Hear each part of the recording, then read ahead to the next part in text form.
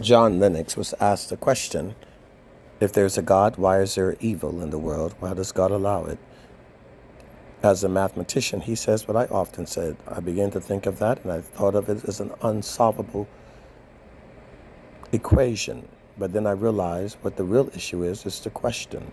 You're asking the wrong question. It's the wrong question about the equation. He looks at the universe on a starlit night. He sees the Andromedan galaxy. And then he turns on the television, he says, and he sees a war. The galaxy, beautiful. The war, barbed wire. Beauty and barb, he says. I want you to think about that.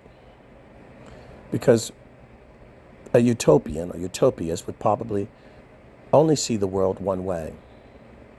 Is it possible to only see the world one way? Really? You see a beautiful, majestic mountain. Stand on top of it and jump off and see how majestic you feel.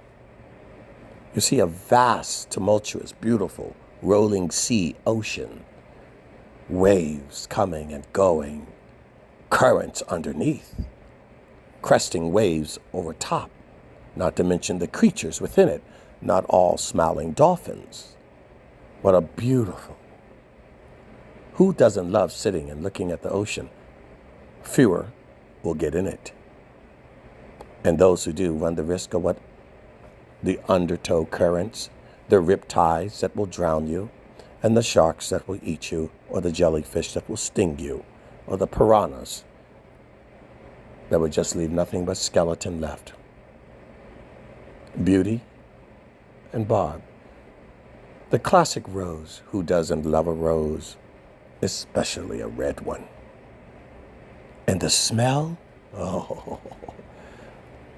Sorry, ladies, there's no perfume that you could buy that can compare to the smell of a rose. You want to pluck one? You want to grab it? Be careful. Beauty and barb. That thing's got thorns. And all you lovers of teddy bears, thank you, Theodore Roosevelt. The bear. Oh, it's so cuddly. I want to kiss it. I want to cuddle it. Oh, I just want to play and roll around with the beautiful bear. Everyone wants a teddy bear. How beautiful a creature. Put your hand in the cave and see how beautiful that is. You won't have it left. Cuddle it. Be prepared to be mauled and gnawed on. Your dinner. The beauty and the barbed wire. We can look at it that way, couldn't we? Why is there evil in the world? Well, perhaps you should be asking, why is there good in the world? For if the world was only evil, then perhaps you would ask that question, or maybe you wouldn't, because if the world was only evil, the question would not exist. And what is darkness but the absence of light? What is evil but the absence of good? Why? To give you the opportunity to show your moral aptitude, to build your character. That's why we do. Why are the weights heavy? Why can't I just lift something easy to build your muscle? Why must there be hungry? To teach you compassion, to feed them.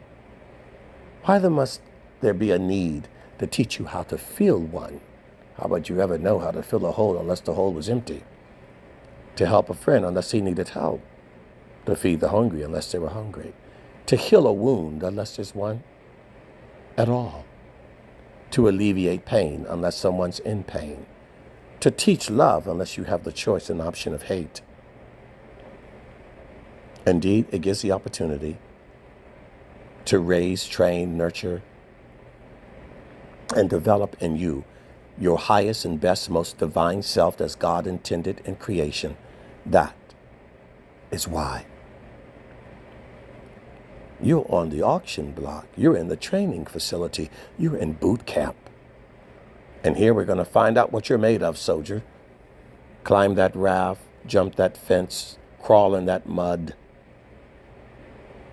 And let's see if we can't make a real human out of you. rather than the beastly part of you. It serves a purpose. And you'll always be here to answer the opposition. Why is there evil in the world? Ask the other question. Why and how is there good?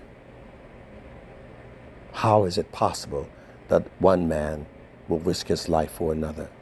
How is it possible that another will give all his blood so another one could live? How is it possible that another will sacrifice his wealth so another one is in good financial health? How is it possible that you would go a second mile when you only needed to go one? That you would endure and not be so quick to react? How is it possible that you would put that person's interest above your own? How is it possible?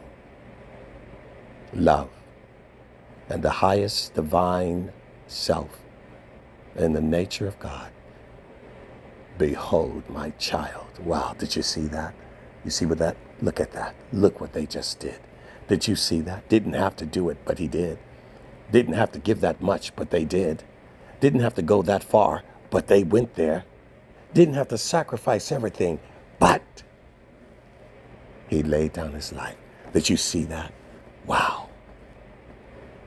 What a creation. And it's not just the marvel of the clear blue skies with puffy cotton ball clouds. It could be the marvel of the storm.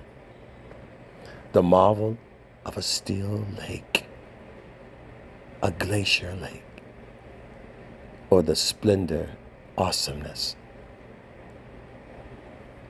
of a 15-foot wave. The marvel of the whistling of a bird or the roar of a lion on the Serengeti. It is a marvel to see the green of the pine, but isn't it also to see the death of the leaves in the fall and the colors entwined on God's sacred earth?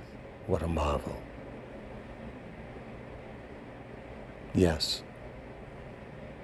a warm day or a nice fire on a cold one. A hot desert, most certainly. Or a shaded vineyard. The marvel and the awesomeness of that thing that can both give life, luxury, pain, pleasure, or death.